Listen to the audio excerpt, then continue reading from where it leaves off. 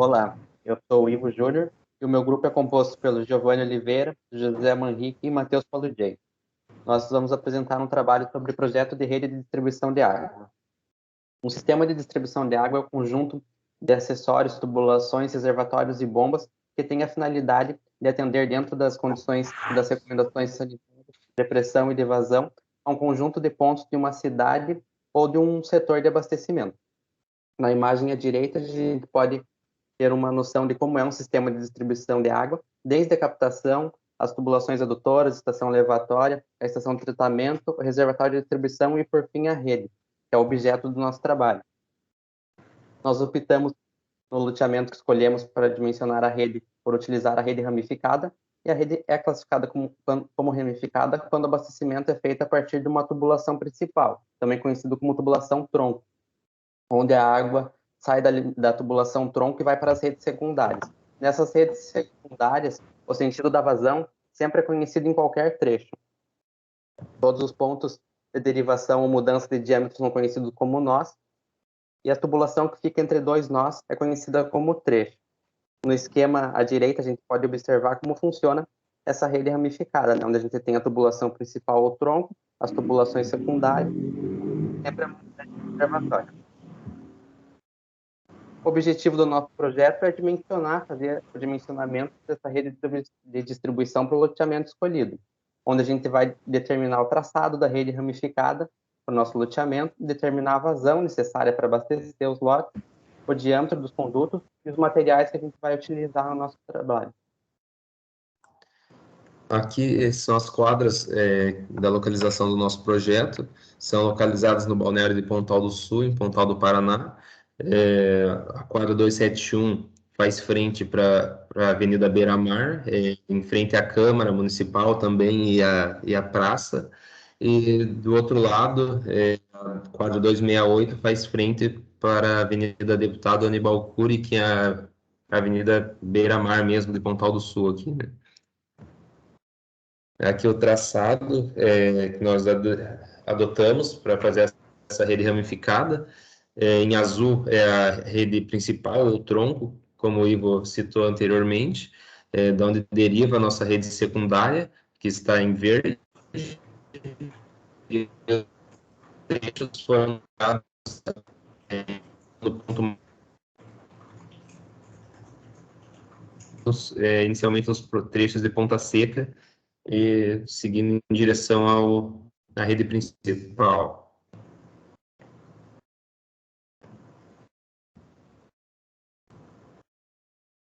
Nessa imagem aqui temos os loteamentos, a divisão dos lotes, que foi considerada para o cálculo da população no dimensionamento. A maioria dos lotes possui testado de 15 metros por 30 metros de profundidade. São 77 lotes, o total de lotes das 4 quadras, e a particularidade aqui é apenas ali na quadra 269, que como é uma quadra que contém, os lotes têm testada para os dois lados, para as duas ruas, foi considerado que a testada dele é para a Alameda Flamboyant. Aqui temos uma tabela com as cotas altimétricas de cada ponto levantado. Esse levantamento altimétrico foi realizado com o auxílio do software Google Earth Pro. E no projeto tem identificado o local de cada ponto e cota também. As pressões limites.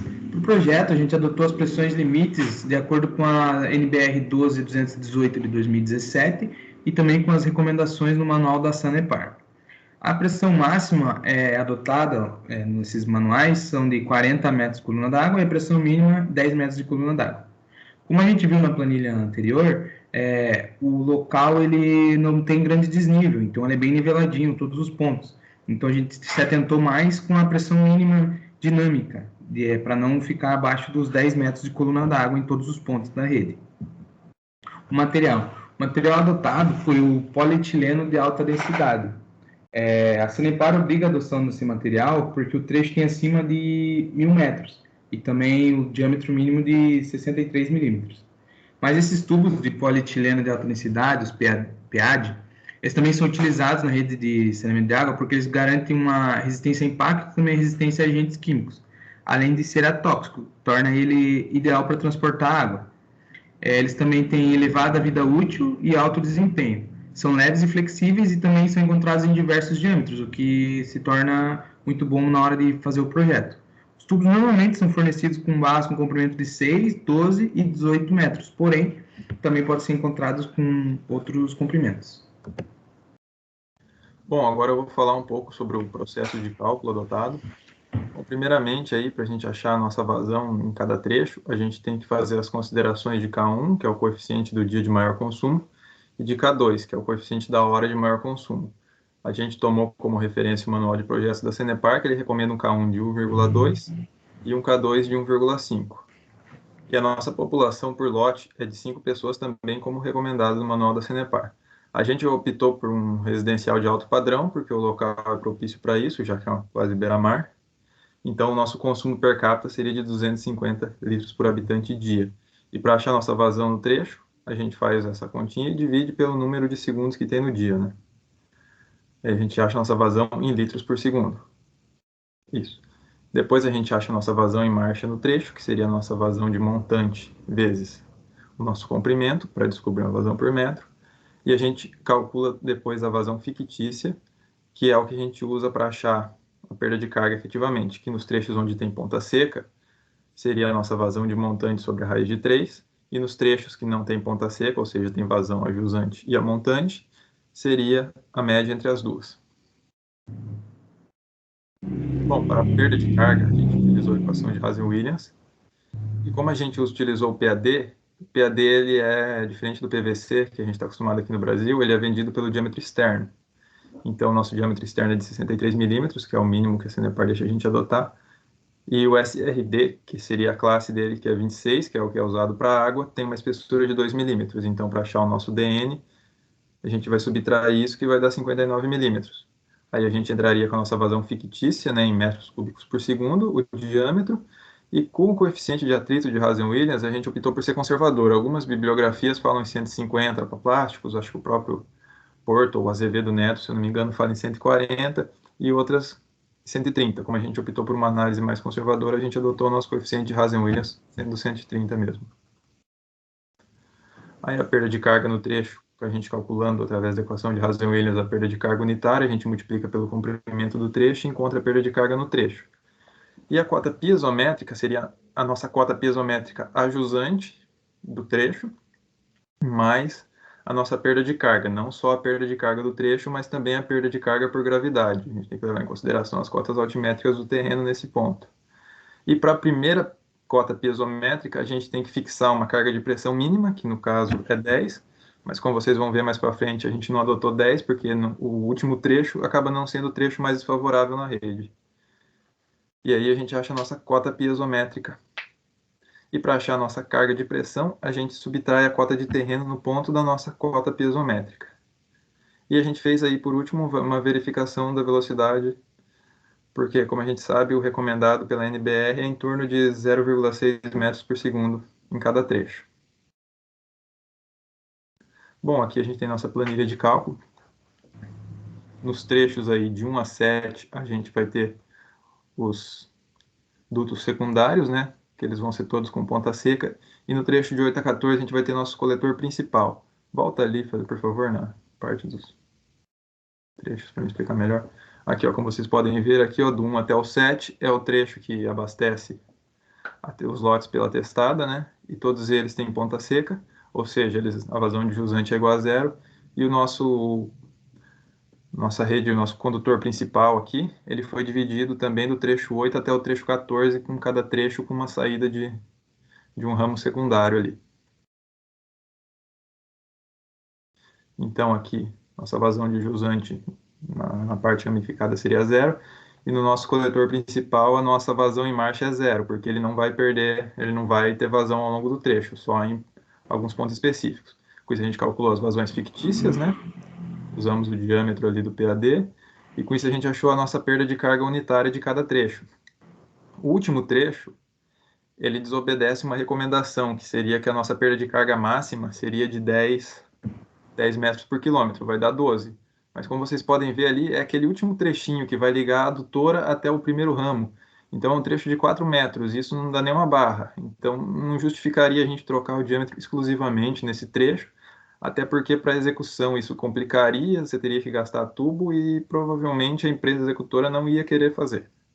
Então a gente optou por deixar mesmo dessa forma. Aí aqui depois nas cotas piezométricas, né, a gente calculou elas. Vocês podem notar que o nosso trecho 1 ali, que seria o nosso trecho mais ajusante da rede, ele não está com a pressão mínima. Isso se deve ao fato dele estar numa altitude menor. A nossa rede, a adutora, ela vai estar alta, né, ela vai estar ali numa cota um pouco mais elevada, e esse trecho ele seria o que está na cota mais baixa, ou seja, o nosso escoamento ia ganhar um pouco de pressão por gravidade. Os trechos mais prejudicados ali é o trecho 5, 6 e 7 ali, e por isso, quando a gente fixou a nossa pressão inicial no trecho, a gente teve que alterar ela no último trecho, que foi a pressão fixada, até ele conseguir atender nos outros trechos. E a velocidade também aqui, nos primeiros trechos, a gente pode ver que ela está um pouco abaixo do recomendado. Para aumentar ela, a gente teria que diminuir o nosso diâmetro. Porém, isso vai contra a recomendação da Sanepar e é inviável diminuir esse diâmetro. A gente já está trabalhando com o mínimo, então a gente opta por ter uma velocidade um pouco menor. A velocidade em si não vai fazer uma grande diferença na nossa rede, então a gente optou por deixar o projeto assim mesmo.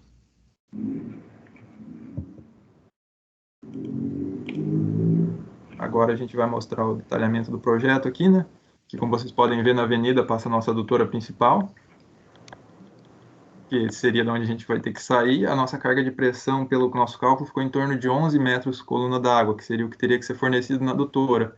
Muito provavelmente a Sanepar consegue fornecer isso, então seria uma rede viável, né, um loteamento existente, e para a Sanepar atender ela não precisaria fazer nenhuma alteração na rede dela. Uma alternativa que teria, se não tivesse a pressão, seria por um conjunto de bombeamento aqui, se fosse um condomínio fechado, mas no caso é uma rede aberta, então a Sanepar teria que abastecer sem nenhum equipamento auxiliar. Aqui os trechos, né, aqui a gente detalhou cada trecho, colocou as cotas dos nós, o diâmetro do PAD, que todos eles foram feitos com D de 66, e o comprimento do trecho.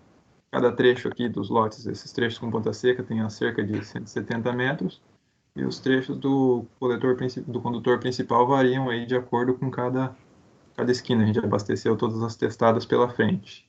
Agora o Giovanni vai falar um pouquinho do orçamento do nosso projeto.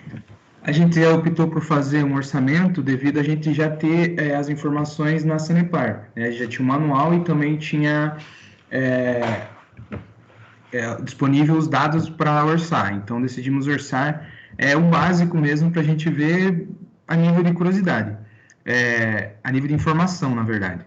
A gente orçou o canteiro de obra, a construção do canteiro, todos os pontos, o abastecimento de energia no local, os serviços técnicos, né, o serviço de topografia, basicamente.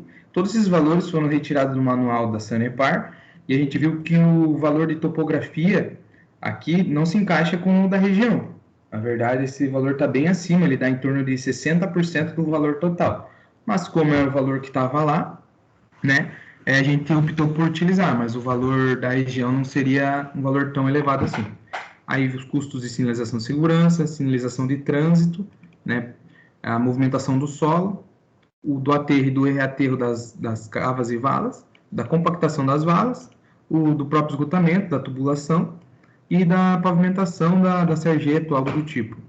O valor total ficou em R$ 164.348,83.